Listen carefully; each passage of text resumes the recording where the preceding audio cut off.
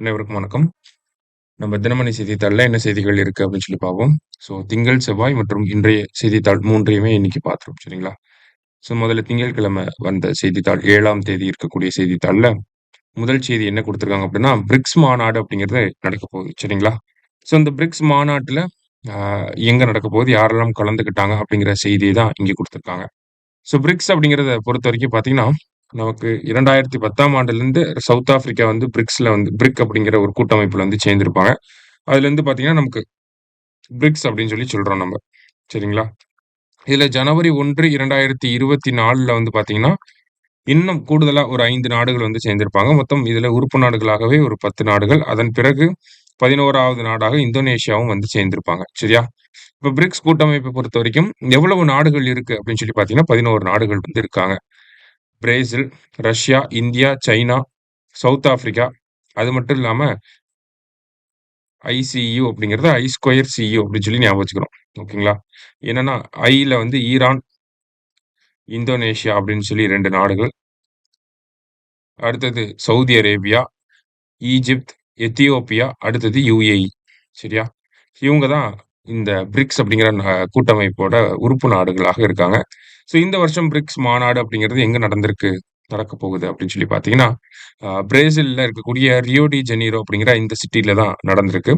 அடுத்த வருஷம் பிரிக்ஸோட தலைமை யார் தலைமையில இருக்க போகுது அப்படின்னா, இந்தியாவோட தலைமையில அடுத்த வருஷம் பிரிக்ஸ் மாநாடு அப்படிங்கிறது இருக்க போகுது. அப்படிங்கிற மாதிரியான விஷயங்கள இந்த இடத்துல பேசியிருக்காங்க. சரியா? அதான் இங்க நம்ம பார்க்குறோம். பிரிக்ஸ் பொறுத்தவரைக்கும் பிரிக்ஸ்ல உறுப்பு நாடுகள் யாரு? மாநாடு எங்க நடந்துச்சு? அந்த மாரியான விஷயங்கள தெரிஞ்சுக்கணும். போன வருஷம் வந்து ரஷ்யால வந்து நடந்திருக்கும். கசான் அப்படிங்கிற சிட்டி. ஓகேங்களா? கசான் ரஷ்யால நடந்திருக்கும். இந்த வருஷம் பிரேசில், ரியோ டி ஜெனீரோ. அடுத்த வருஷம் இந்தியால நடக்கிறதுக்கான வாய்ப்புகள் இருக்கு அப்படிங்கிறது சொல்லியிருக்காங்க. அடுத்ததா பார்த்தீங்கன்னா, திருக்குறள். "அமைந்தாங்கு ஒழுகான் அளவறியான் தன்னை வியந்தான் விரைந்து கெடும்" அப்படின்னு சொல்லி குடுத்திருக்காங்க. மற்றவர்களோடு ஒத்து நடக்காமல், தன் வலிமையின் அளவையும் அறியாமல், தன்னை வியந்து மதித்துக் கொண்டிருப்பவன் விரைவில் கெடுவான் அப்படின்னு சொல்லி குடுத்திருக்காங்க. அதாவது, அ கூட இருக்கவங்களோட ஒரு அலைன்டா இல்லாம, மத்தவங்களோட மத்தவங்களோட ஒத்து நடக்காம இருக்கிறவங்க, ஆ அவங்களோட ஸ்ட்ரென்த் அறியாம இருக்கவங்க என்ன பண்ணுவாங்க அப்படின்னா, செல்ஃப் பிரைஸ் பண்ணிட்டே இருப்பாங்க. அவங்க சீக்கிரமாவே கெட்டு போயிருவாங்க அப்படின்னு சொல்லி சொல்லியிருக்காங்க. திருக்குறள் எண் 474 அதிகாரம் வழி அறிதல் அப்படிங்கிற அதிகாரத்துல. சரியா? அடுத்தது அடுத்தது இங்க பார்த்தீங்கன்னா 2, 3 திட்டங்கள பத்தி குடுத்திருக்காங்க. முதல்ல வந்து பார்த்தீங்கன்னா, வாழ்ந்து காட்டுவோம் அப்படிங்கிற திட்டம். தமிழகத்துல 2005, 2006 நிதியாண்டுல புது வாழ்வு அப்படிங்கிற பெயர்ல தான் இந்த வாழ்ந்து காட்டுவோம் அப்படிங்கிற திட்டம் தொடங்கப்பட்டிருக்கும். உலக வங்கி இருக்காங்க இல்லையா? World bank. அவங்களும் தமிழ்நாடு அரசாங்கமும் சேர்ந்து தான் இந்த திட்டத்துக்கு வந்து நிதிய வந்து குடுக்குறாங்க. சரியா? உலக வங்கிய பொறுத்தவரைக்கும் பார்த்தீங்கன்னா, 70% நிதியும், தமிழக அரசாங்கம் 30% நிதியும் இந்த திட்டத்துக்கு கீழ வழங்குறாங்க. இந்த திட்டத்தினுடைய நோக்கம் என்ன அப்படின்னு சொல்லி பார்த்தீங்கன்னா, ஊரக பகுதிகள்ல பாவர்ட்டி அலிவியேஷன் அதாவது வறுமை ஒழிப்பு. அத தாண்டி வேற என்ன பண்றாங்க அப்படின்னா, ஊரக தொழில்கள வந்து ஊக்குவிக்கக்கூடிய செயல்பாடுகள இந்த வாழ்ந்து காட்டோம் அல்லது புதுவாழ்வு திட்டத்துக்கு கீழ தமிழக அரசாங்கம் பண்றாங்க. அதாவது சுய உதவி குழுக்களுக்கு வந்து பினான்சியல் சப்போர்ட் வந்து குடுக்கறது. அவங்களுக்கான வாய்ப்புகள், தொழில் வாய்ப்புகள் அதெல்லாம் இருக்கும். அது ரிலேட்டடான அட்வைசஸ் குடுக்கறது. இந்த மாரியான விஷயங்கள் மூலியமா கிராமப்புற பொருளாதாரத்த மேம்படுத்தணும் அப்படிங்கிறது தான் இந்த புதுவாழ்வு அல்லது வாழ்ந்து காட்டுவோம் திட்டத்தினுடைய நோக்கமாக இருக்கு. சரிங்களா? 2005, 6ஆம் ஆண்டு தொடங்கப்பட்ட இந்த திட்டம் புதுவாழ்வு அப்படிங்கிற பெயர்ல தொடங்கப்பட்டிருக்கும். அதுக்கப்புறமா தமிழ்நாடு ரூரல் டிரான்ஸ்ஃபர்மேஷன் ப்ராஜெக்ட் அப்படின்னு சொல்லியிருப்பாங்க. 2016ஆம் ஆண்டோட ஒரு 10 வருஷத்துல முடிவடைஞ்சிருக்கும். சரிங்களா?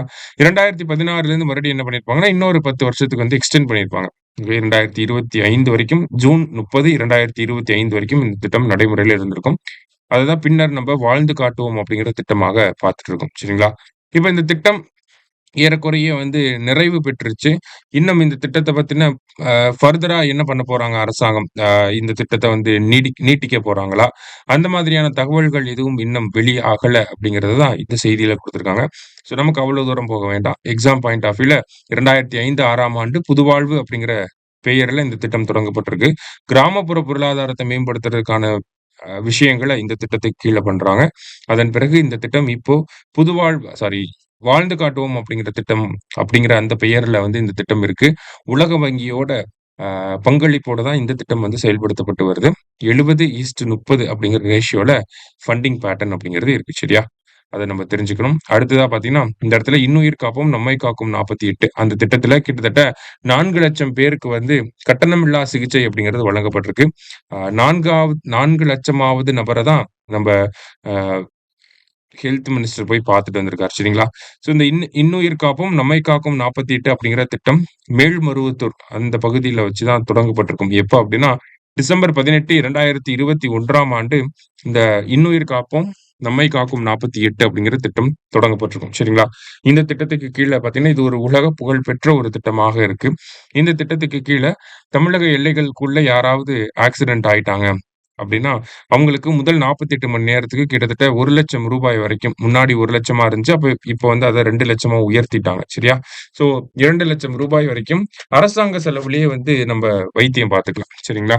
ஏன்னா, அந்த ஃபர்ஸ்ட் 48 ஹார்ஸ் அப்படிங்கிறது கிரிட்டிக்கல் பீரியட். அந்த ஃபர்ஸ்ட் 48 ஹார்ஸ்ல காப்பாத்திட்டா நம்ப உயிர காப்பாத்திட முடியும். அதனால தான் நம்மை காக்கும் 48 அப்படின்னு சொல்லி பேர் வச்சிருக்காங்க. சரியா?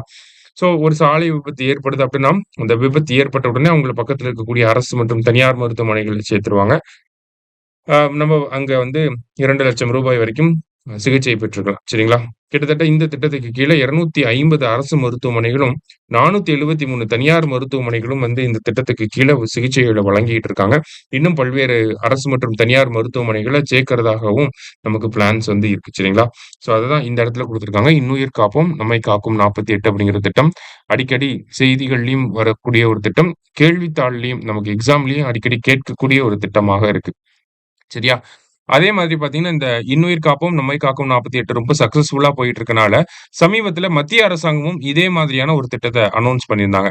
நம்ப திட்டத்துக்கும், மத்திய அரசாங்கத்தினுடைய திட்டத்துக்கும் என்ன வேறுபாடுகள் இருக்கு அப்படின்னு சொல்லி பார்த்தோம்னா, நம்ம ரூ. 2,00,000 வரைக்கும் சிகிச்சைய வந்து குடுக்குறோம். மத்திய அரசாங்கம் பார்த்தீங்கன்னா, ரூ. 1,50,000 வரைக்கும் தான் அந்த சிகிச்சைய வந்து வழங்குறாங்க. சரியா? அதே மாரி தமிழகத்தில வந்து பார்த்தீங்கன்னா, ஆக்சிடென்ட் ஆயிடுச்சுனாலே நம்ப அந்த திட்டத்துக்கு கீழ எலிஜிபிள் தான். சரிங்களா? அந்த திட்டத்துக்கு கீழ நம்ப பயன் பெற்றுக்கலாம். ஆனா மத்திய அரசாங்கத்த பொறுத்தவரைக்கும் பார்த்தீங்கன்னா, காவல்துறையோட விசாரணையில அது வந்து ஒரு ஆக்சிடென்ட் அப்படின்னு சொல்லி ப்ரூவ் ஆனா மட்டும் தான், மத்திய அரசாங்கம் வழங்கக்கூடிய அந்த ரூ. 1,50,000க்கு வந்து நம்ம எலிஜிபிளா இருப்போம். சரிங்களா? தமிழகத்தில அந்த மாதிரியான ஒரு நடைமுறை கிடையாது. ஆக்சிடென்ட் ஆயிட்டாலே இது பண்ணிக்கலாம். ஆனா மத்திய அரசாங்கத்த பொறுத்தவரைக்கும், அவங்களுடைய மத்திய அரசாங்கத்தினுடைய திட்டத்துக்கு கீழ பயன்பெறணும் அப்படின்னா, நமக்கு போலீஸ் விசாரணையில அது வந்து ஒரு விபத்து அப்படிங்கிறத ப்ரூவ் பண்ணியிருக்கணும். அப்பதான் வந்து அத பண்ண முடியும். சரிங்களா? இப்ப 2 திட்டத்துக்கும் இருக்கக்கூடிய வித்தியாசத்தையும் நம்ம தெரிஞ்சுக்கிற மாரி இருக்கும். ஓகேவா? So what are the basic differences அப்படிங்கிறத நம்ம புரிஞ்சுக்கணும். சரியா? ஸோ இது 7ஆம் தேதி செய்தித்தாள்ல இருந்த முக்கிய செய்திகள். ஓகேங்களா? அடுத்ததா பார்த்தீங்கன்னா, 8ஆம் தேதி செய்தித்தாள்ல நமக்கு 8ஆம் தேதி செய்தித்தாள்ல கொஞ்சம் தான் இருந்துச்சு. ஓகே. முதல்ல பார்த்தீங்க அப்படின்னா நமக்கு ஏழை மாணவர் விடுதிகள், சமூக நீதி விடுதி என பெயர் மாற்றம் அப்படின்னு சொல்லி குடுத்துருக்காங்க. அதாவது நம்மளே நெறைய இடங்கள்ல பார்த்திருப்போம். அரசு கல்லூரிகள் இருக்கு அப்படின்னா, அதுக்கு பக்கத்துல பிற்படுத்தோர் மாணவர்களுக்கான விடுதி, ஆதிதிராவிடர் மாணவர்களுக்கான விடுதி, இல்ல சீர்மரபினர் மாணவர்களுக்கான விடுதி அப்படிங்கிற பெயர்ல நெறைய ஹாஸ்டல்ஸ வந்து பார்த்திருப்பீங்க. சரியா? தமிழகத்த பொறுத்தவரைக்கும் தமிழக அரசாங்கத்துக்கு கீழ கிட்டத்தட்ட 2,739 விடுதிகள தமிழக அரசாங்கம் நடத்திக்கிட்டு இருக்காங்க. அதுக்கு கீழ பார்த்தீங்கன்னா ஒரு 1,00,000த்துக்கும் மேற்பட்ட மாணவர்கள் கிட்டத்தட்ட 1,79,000 ஸ்டூடண்ட்ஸ் வந்து தமிழக அரசாங்கம் நடத்தக்கூடிய இந்த விடுதிகள்ல வந்து படிச்சு பயன்பெற்றுட்டு இருக்காங்க. சரியா? ஸோ இந்த விடுதிகளுக்கான பெயர்கள வந்து மாத்தணும் அப்படிங்கிறது தான் தமிழக அரசாங்கம் இப்ப எடுத்திருக்கக்கூடிய ஒரு ஒரு விஷயம். ஏன்னா சமீபத்தில இந்த பள்ளி, கல்லூரிகள்ல ஜாதிய பெயர்கள் வந்து இருக்கக்கூடாது அப்படிங்கிறத சந்துரு அவர்கள் தலைமையில இருந்த ஒரு ஆணையம் வந்து நமக்கு பரிந்துரை செஞ்சிருந்தாங்க. ஓகேவா? பள்ளி பெயர்கள் வந்து ஜாதிய பெயரா இருக்கக்கூடாது. கல்லூரி பெயர்களும் வந்து ஜாதிய பெயர்களாக இருக்கக்கூடாது. அதெல்லாம் மாத்திட்டு பொதுவான பெயர்கள் தான் இருக்கணும் அப்படிங்கிறத சொல்லியிருந்தாங்க. ஸோ அந்த ஒரு பரிந்துரைய வந்து தமிழக அரசாங்கம் ஏத்துக்கிட்டாங்க. ஏத்துக்கிட்டு பள்ளி, கல்லூரிகளுக்கு மட்டும் ஜாதிய பெயர்கள நீக்கிறது மட்டும் இல்லாம, அரசாங்கம் நடத்தக்கூடிய இந்த மாதிரியான விடுதிகளுக்குமே நெறைய இடங்கள்ல ஜாதிய பெயர்கள் தான் இருக்கு. நம்மளே பார்க்கிறோம். ஆதி திராவிடர்கள் மாணவர்கள் நலன் விடுதி அப்படின்னு சொல்லி போட்டிருப்பாங்க. ஸோ அந்த மாதிரி இருந்தாலும் அதுவும் ஒரு பாகுபாட்ட ஏற்படுத்தக்கூடிய வகையில இருக்கு அப்படிங்கிறது தமிழக அரசாங்கம் புரிஞ்சுக்கிட்டாங்க. அதனால இப்ப என்ன பண்ணியிருக்காங்க அப்படின்னா, அந்த மாதிரியான விடுதிகள் பேர அப்படியே மாத்திட்டு, காமனா ஒரு பேர் வைக்க போறாங்க. அது என்ன பேர் அப்படின்னா, சமூக நீதி விடுதி அப்படின்னு சொல்லி. சரிங்களா? ஸோ இது வந்து ஒரு ஈக்குவாலிட்டிய கொண்டு வர மாதிரி, அந்த காஸ்ட் பேஸ்டு டிஸ்கிரிமினேஷன அ டிஃபீட் பண்ற மாதிரியான ஒரு மெஷர வந்து தமிழக அரசாங்கம் பண்ணியிருக்காங்க. எல்லா அரசாங்கத்துக்கு கீழ இருக்கக்கூடிய எல்லா விடுதிகளுக்குமே சமூக நீதி விடுதி அப்படின்னு சொல்லி பேர் வச்சிருக்காங்க. சரியா? அதுதான் இங்க குடுத்திருக்காங்க. அடுத்ததா பார்த்தீங்கன்னா அந்த திருக்குறள். "சூழாமல் தானே முடிவெய்தும் தம்குடியைத் தாழாது ஊஞ்ஞாற்றுபவர்க்கு" அப்படின்னு சொல்லி குடுத்திருக்காங்க. "தம் குடி உயர்வதற்கான செயலை விரைந்து முயன்று செய்பவர்க்கு அவர் ஆராயாமலேயே அச்செயல் தானே நிறைவேறும்" அப்படின்னு சொல்லி குடுத்திருக்காங்க. ஸோ நம்மளுடைய குடும்பம், நம்மளுடைய குடி உயர்வதற்கான செயல்கள வந்து தொடர்ச்சியா செஞ்சுட்டு இருக்கவங்களுக்கு, நம்ம எக்ஸ்பெக்ட்டே பண்ணாத மாரி, நம்ம யோசிக்காத அளவுக்கு நம்ம குடி வந்து நம்ம வந்து அத பத்தி பார்க்காமயே இருந்தா கூட, நம்ம குடி அது வந்து ஆ ஐ மீன் முன்னேறிக்கிட்டே இருப்பாங்க அப்படிங்கிறத குடுத்திருக்காங்க.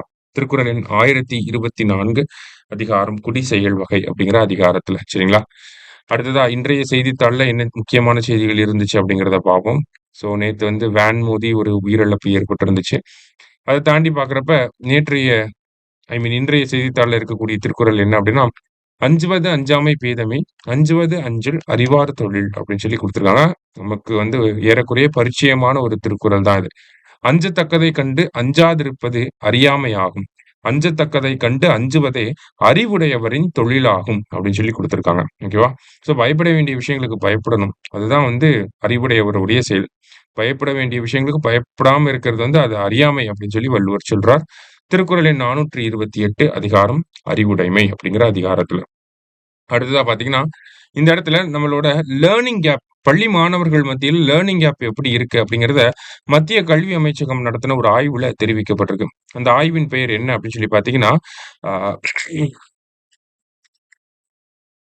அ வளர்ச்சிக்கான தொழில் அறிவுசார் செயல்திறன் மதிப்பீடு, மறு ஆய்வு மற்றும் பகுப்பாய்வு அப்படிங்கிற இந்த ஒரு ஆய்வறிக்கை. சரிங்களா? வளர்ச்சிக்கான அறிவுசார் செயல்திறன் மதிப்பீடு, மறு ஆய்வு மற்றும் பகுப்பாய்வு. ஓகேங்களா? ஸோ இந்த ஒரு ஆய்விற்கு கீழ இந்தியாவுல இருக்கக்கூடிய 781 மாவட்டங்கள்லயும் இருக்க இருக்கக்கூடிய தனியார் மற்றும் அரசு பள்ளிகள்ல இருக்கக்கூடிய மாணவர்கள சர்வேக்கு எடுத்திருக்காங்க. அதன்படி பார்க்கிறப்ப, ஒரு சில ஃபைண்டிங்ஸ வந்து நமக்கு குடுத்திருக்காங்க. சரியா? உதாரணத்துக்கு 6ஆம் வகுப்பு படிக்கக்கூடிய மாணவர்கள்ல 47% பேருக்கு என்ன தெரியல அப்படின்னா, 10ஆம் வாய்ப்பாடே அவங்களுக்கு சரியா சொல்லத் தெரியல. 6த் ஸ்டூடண்ட்க்கு 10த் டேபிள் தெரியல அப்படிங்கிறத குடுத்திருக்காங்க. அதே மாதிரி 3ஆம் வகுப்பு படிக்கக்கூடிய மாணவர்கள்ல கிட்டத்தட்ட 45% பேருக்கு 1, 2, 3 எழுதுவாங்க இல்லையா? 1ல இருந்து 99 வரைக்கும் எழுதத் தெரியல. அத 99ல இருந்து 1 வரைக்கும் ரிவர்ஸ்லயும் எழுதத் தெரியல. ஸோ இந்த மாதிரி கற்றல் குறைபாடுகள் அப்படிங்கிறது இருக்க செய்யுது. அப்படிங்கிறத ஸ்டடி பண்ணியிருக்காங்க. சரியா? ஸோ அதற்காக ஒரு காம்ப்ரிஹென்சிவ் ஸ்ட்ராட்டஜிய டெவலப் பண்ணணும் அப்படிங்கிறத இதிலிருந்து புரிஞ்சுக்க முடியுது. சரிங்களா? என்னென்ன முடிவுகள் காணப்பட்டிருக்கு அப்படின்னு சொல்லி பார்த்தீங்கன்னா, நமக்கு கற்றல் இடைவெளிகளை குறைக்கிறதுக்கான பன்முக யுக்தி தேவைப்படுது அப்படிங்கிறத இந்த இடத்துல புரிஞ்சுக்கங்க. ஏன்னா லேர்னிங் கேப் அப்படிங்கிறது அதிகமா இருக்கு. குறிப்பா பார்த்தீங்கன்னா, தனியார் பள்ளி மாணவர்களுக்கும், அரசு பள்ளி மாணவர்களுக்கும் இருக்கக்கூடிய அந்த ஏற்றத்தாழ்வுகள் இன்னும் அ இருந்துட்டே தான் இருக்கு. அதே மாரி டிஃபரெண்ட் சிலபஸஸ் இருக்கு. நமக்கு ஐசிஎஸ்இ சிலபஸ் இருக்கு. சிபிஎஸ்இ சிலபஸ் இருக்கு. ஸ்டேட் போர்ட் அப்படின்னு சொல்லி நம்ம தமிழகத்துல பார்த்தீங்கன்னா, சமச்சீர் கல்வி அப்படிங்கிறது இருக்கு. ஸோ இந்த ஒவ்வொரு போர்ட் ஆஃப் எஜுகேஷனுக்கும் இருக்கக்கூடிய அந்த கற்றல் ஐ மீன் அந்த கேப் இருக்கு இல்லையா? இப்ப ஐசிஎஸ்இ அப்படின்னு சொல்லி பார்த்தீங்கன்னா, அவங்க ரொம்ப அட்வான்ஸ்டா படிப்பாங்க சின்ன வயசுலயே. சிபிஎஸ்இ அதோட கொஞ்சம் அட்வான்ஸ்டா ஐ மீன் ஸ்டேட் போர்டோட சிபிஎஸ்இ கொஞ்சம் அட்வான்ஸ்டா இருப்பாங்க. ஸோ இந்த மாதிரியான கேப்பையும் நம்ம அட்ரஸ் பண்ணணும் அப்படிங்கிறத இந்த இடத்துல புரிஞ்சுக்க முடியுது. சரிங்களா? அதான் இந்த ஆய்வுல தெரிவிக்கப்பட்டிருக்கு. ஸோ நம்ம செய்தித்தாள்ல இருந்து முக்கிய செய்திகள பார்த்திருக்கோம். நன்றி.